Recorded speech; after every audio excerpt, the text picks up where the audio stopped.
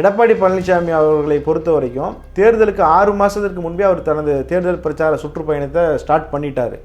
தமிழகம் முழுக்க ஒரு மிக விரிவான ஒரு சுற்றுப்பயணத்தை அவர் மேற்கொண்டார். அப்போதே ஒரு மிகப்பெரிய அளவு மக்கள் அவர் பின்னால் திரண்டாங்க. ஓபிஎஸ் போன்ற அந்த கட்சியில் இருந்து கொண்டே கட்சிக்கு எதிராக செயல்பட்டவர்கள் கடைசியில் திமுகவிடம் போய் அவர்கள் சேர்ந்து கொண்டது இவங்க எவ்வளவு மோசமானவர்கள், எவ்வளோ பெரிய துரோகிகள் அப்படிங்கிறத அதிமுகவினருக்கு உணர்த்தக்கூடிய ஒரு விஷயமாகவும் அது இருந்தது. அதே போல் திமுகவினர் போட்ட ஒரு கணக்கு என்ன அப்படின்னு சொன்னால், விஜய் அதிமுகவை ஸ்பாயில் பண்ணிடுவார், அதிமுகவின் வாக்குகளை விஜய் பிரித்து நம்ம எளிதாக வெற்றி பெறலாம் அப்படிங்கிற ஒரு நிலையில் இருந்தாங்க. விஜய் எப்படி மிகப்பெரிய பேசு பொருளாக இருந்த விஜய் இன்றைக்கி எப்படி 3ஆம் இடத்துக்கு தள்ளப்பட்டிருக்கிறார், இது எலெக்ஷனுக்கு முன்பே 3ஆம் இடத்துக்கு எப்படி தள்ளப்பட்டிருக்கார் அப்படின்னா, அவருடைய அதில் முக்கியமான விஷயம் அவருடைய கேண்டிடேட் செலெக்ஷன். இல்லை விஜய் இப்போ பிரச்சாரத்துக்கு கூட அவர் ஒழுங்காக ஸ்டார்ட் கூட பண்ணலை, 2 இடங்களில் போட்டி அப்படிங்கிற மாதிரி அவருடைய பலவீனத்தை உணர்த்தக்கூடிய வகையில் 2 இடங்களில் போட்டி அப்படிங்கிறத நம்ம பார்க்க முடியுது.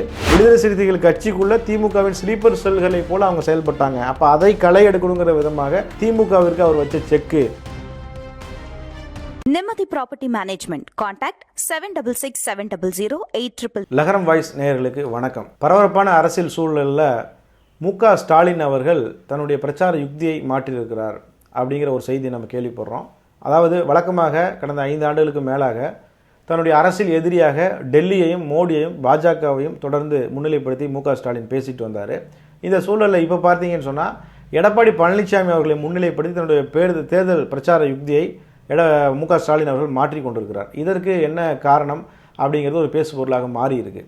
கடந்த 5 ஆண்டுகளாக நடந்த தேர்தலாக இருந்தாலும் சரி, கடந்த 2024 மக்களவைத் தேர்தலாக இருந்தாலும் சரி, 2021 சட்டமன்ற தேர்தலாக இருந்தாலும் சரி, தொடர்ந்து தன்னுடைய எதிரியாக மோடி தான் தங்களுக்கு எதிரி, பிஜேபியினுடைய கொள்கை சித்தாந்தம் தான் தங்களுக்கு எதிரி, நாங்கள் ஒரு மதச்சார்பற்ற கூட்டணி இப்படியெல்லாம் முன்னிலைப்படுத்தி, இதை மட்டுமே முன்னிலைப்படுத்தி வேற எந்த விதமான தங்களை ப்ரொஜெக்ட் பண்ணுறதுக்கு, தங்களை முன்னிறுத்துவதற்கு எந்த விதமான பெரிய திட்டங்களோ பெரிய சாதனைகளோ இல்லாத நிலையில் இதை மட்டுமே வைத்து குறிப்பாக சிறுபான்மையினர், தலித் மக்கள், அதே போல் மதச்சார்பற்ற வாக்குகளை குறிவைத்து தான் திமுக தொடர்ந்து வெற்றி பெற்று கொண்டு வந்தாங்க.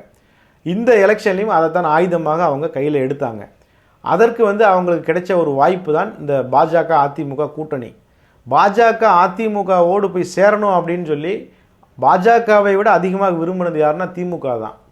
அதே போல் திமுக கட்சிகள், கூட்டணி கட்சிகள் அவங்க என்ன விரும்பினாங்க அப்படின்னா, இந்த பாஜக அதிமுக கூட்டணி எப்படியா வந்துடக்கூடாது, ஏன்னா எப்படியாவது நம்ம இந்த திமுகவிட விலகி போய் நம்ம போய் அதிமுக கூட்டணியில் போய் சேர்ந்துக்கலாம் அப்படின்னு சொல்லி திமுக கூட்டணியில் இப்போ இருக்கக்கூடிய கம்யூனிஸ்டுகளாக இருந்தாலும் சரி, விடுதலை சிறுத்தைகள் கட்சிகளாக இருந்தாலும் சரி, முஸ்லீம் சிறுபான்மை சமூக கட்சிகளாக இருந்தாலும் சரி, இவங்க எல்லாமே விரும்பினாங்க அதிமுக பிஜேபியோட சேரக்கூடாது, அப்படி சேர்ந்தால் நாம் போய் அந்த கூட்டணியில் சேர முடியாது, நிச்சயமாக அதிமுக தான் இந்த அடுத்து வரக்கூடிய தேர்தலில் வெற்றி பெறுவாங்க அப்படின்லாம் கணிச்சு வச்சுருந்தாங்க. ஆனால் அதிமுக பாஜக கூட்டணி அமையணும் அப்படின்னு சொல்லி திமுக தான் அதிகமாக விரும்பினாங்க. ஏன்னா அப்போ தான் மோடியை விமர்சனம் செஞ்சு மோடிக்கு எதிரான கருத்துக்களை சொல்லி நம்ம அதிமுகவையும் சேர்ந்து வீழ்த்த முடியும் அப்படின்னு சொல்லி திமுக நினச்சிட்டு வந்தாங்க. தொடர்ந்து அதுதான் அவங்களுடைய ஸ்ட்ராட்டஜியாக, நரேட்டிவாக இருந்தது.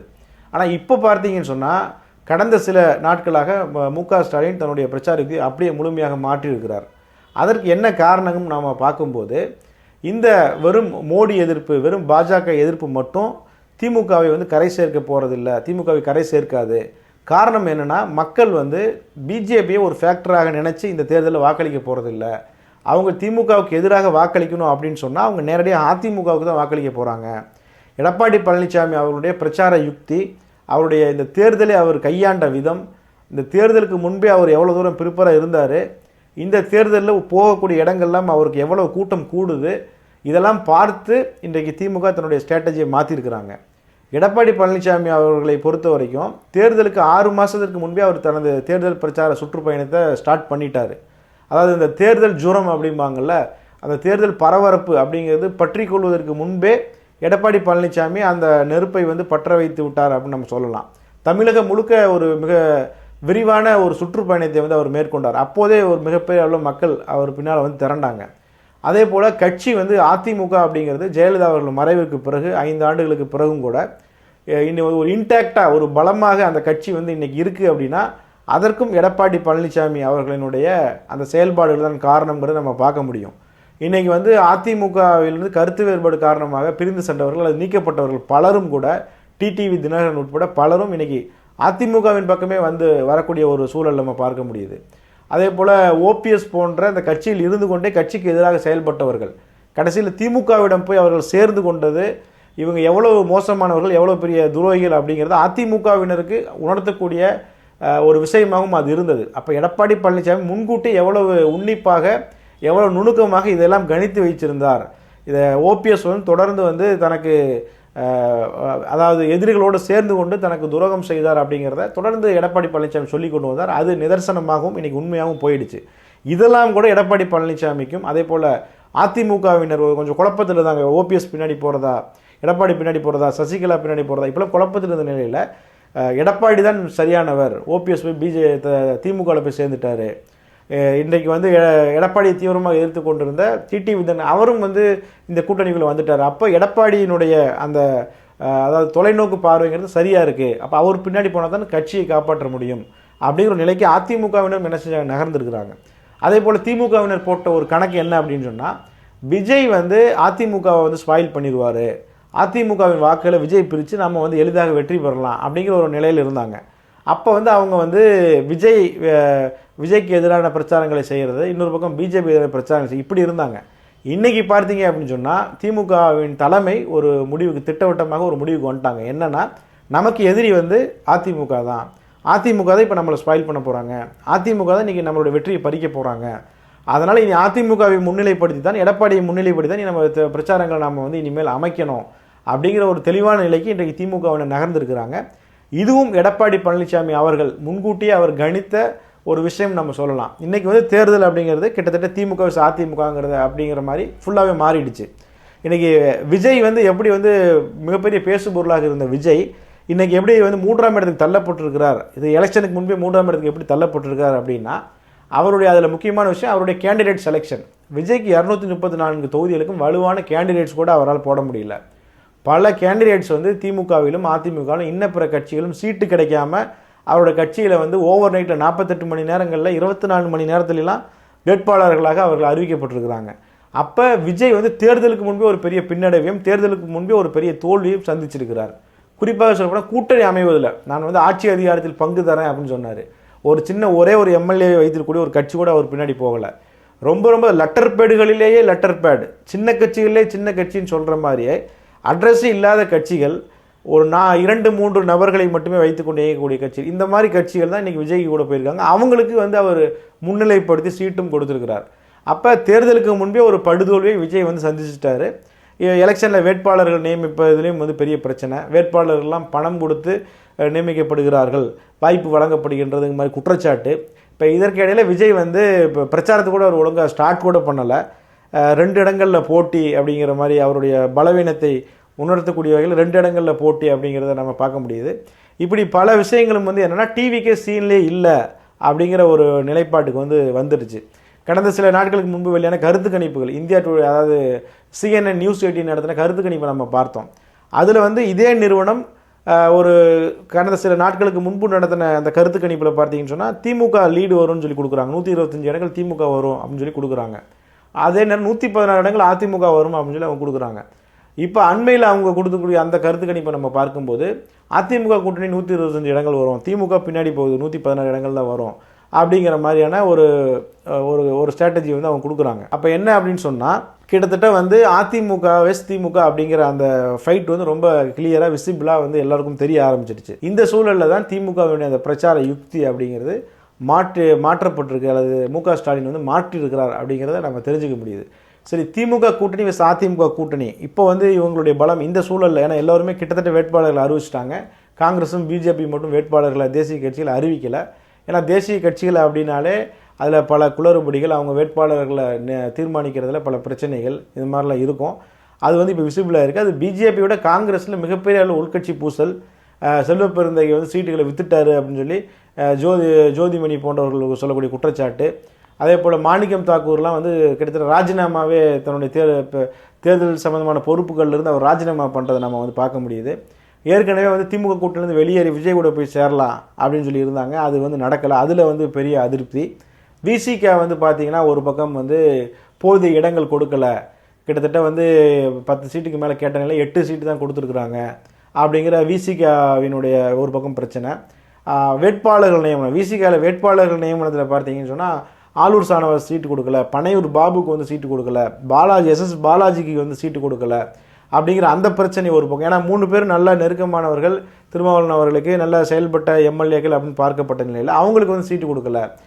அப்போ அதில் வந்து திருமாவளவன் அவர்கள் என்ன சொல்கிறார் அப்படின்னு சொன்னால், அந்த உட்கட்சி விஷயங்கள் என்ன தெரிய வருது அப்படின்னா, இந்த நபர்கள் எல்லாம் வந்து குறிப்பாக ஆலூர் சானவாஸ் போன்றவர்கள் எல்லாம் திமுகவினுடைய அறிவிக்கப்படாத உறுப்பினர்கள் போல, திமுகவினுடைய அறிவிக்கப்படாத பிரதிநிதிகள் போல அவங்க செயல்பட்டு கொண்டு வந்தாங்க. விடுதலை சிறுத்தைகள் கட்சிக்குள்ள திமுகவின் ஸ்லீப்பர் செல்களை போல அவங்க செயல்பட்டாங்க. அப்போ அதை களை எடுக்கணுங்கிற விதமாக திருமாவளவன் அப்படி நடந்து கொண்டார். இது வந்து திமுகவிற்கு அவர் வச்ச செக்கு அப்படின்னு சொல்லி பலரும் பேசுவதை, அரசியல் விமர்சகர்கள் பேசுவதை நம்ம பார்க்குறோம். அதிலும் நியாயம் இருப்பது நம்ம தெரிஞ்சுக்க முடியுது. அப்போ திருமாவளவன் அவர்கள் வந்து திமுக வந்து ஒரு பக்கம் சீட்டு குறைவாக கொடுத்தாங்க அப்படிங்கிற ஒரு கோபம், இன்னொரு பக்கம் அதற்கு பதிலடி கொடுக்கக்கூடிய விதமாக திமுகவின் ஸ்லீப்பர் செல்வி அவர் களை எடுத்திருக்கிறார் அப்படிங்கிறத நம்ம பார்க்க முடியுது. அப்போ அந்த இரு கட்சிகளுக்கு இடையிலான அந்த உறவில் இவ்வளோ பிரச்சனைகள் இருப்பதை நம்ம பார்க்க முடியுது. இன்னொரு பக்கம் சிறுபான்மை சமூக கட்சிகள் இன்றைக்கி பார்த்தீங்கன்னு சொன்னால் சிறுபான்மையினர் வாக்குகளை வைத்து தான் இன்றைக்கி திமுக வந்து கடந்த முறையும் ஆட்சிக்கு வந்தாங்க. இந்த முறையும் ஆட்சிக்கு வருவதற்கு அவங்க ட்ரை பண்ணி கொண்டு இருக்கிறாங்க. ஆனால் அந்த கட்சிகளுக்கு உரிய இடங்கள் கொடுத்துருக்குறாங்களா, அவங்க விரும்பின இடங்களை கொடுத்துருக்குறாங்களான்னா அதுவும் இல்லை. மனிதநேய மக்கள் கட்சி அவங்க கேட்ட இடங்களை சரியாக ஒதுக்கவில்லைன்னு அவங்க ஒரு பக்கம் வருத்தத்தில் இருக்கிறாங்க. இன்னொரு பக்கம் இந்தியன் யூனியன் முஸ்லீம் லீக் பேராசர் காதர் மீதின் அவர்கள் வந்து திமுகவினுடைய மிகப்பெரிய ஒரு அனுதாபி, மு க ஸ்டாலினுடைய மிகப்பெரிய ஒரு அனுதாபி. அந்த அவர் அது உதாரணங்கள்லாம் சொல்லலாம், மிகப்பெரிய உதாரணங்கள்லாம் சொல்ல முடியும். அவரே வெளிப்படையாக இன்றைக்கி வந்து தாங்கள் ஏமாற்றப்பட்டிருக்கோம் அல்லது வந்து வருத்தத்தில் இருக்கிறோம் அப்படிங்கிறது வெளிப்படையாக சொல்கிறார். அவங்களுக்கு 2 சீட்டு தான் கொடுக்கும். ஏன்னா 5 சீட்டுகள் வாங்கின கட்சி இன்றைக்கி வந்து 2 சீட்டு தான் அவங்களுக்கு வழங்கப்பட்டிருக்கு. இன்னொரு பக்கம் வந்து எஸ்டிபிஐ கட்சி அவங்களுக்கு பார்த்தீங்கன்னா ஒரே ஒரு தொகுதி தான், அது நன்னிலமில் வழங்கப்பட்டிருக்கு. அதே நேரம் பார்த்தீங்கன்னா தமிமுன் அன்சாரி கட்சியின் எந்த விதமான கட்டமைப்பும் இல்லாதவர், எப்படி தேமுதிகவுக்கு அதிகப்படியான சீட்டுகளை அவங்க ஒதுக்குனாங்களோ அது எப்படி பெரிய அதிர்வலையில் ஏற்படுத்தியிருக்கோ அதே போல் தமிமுன் அன்சாரி எந்த விதமான அடிப்படை கட்டமைப்பும் இல்லாத ஒரு கட்சி, தனிநபர் கட்சி, அவருக்கு வந்து 1 சீட்டுகளை ஒதுக்கி இருக்கிறாங்க.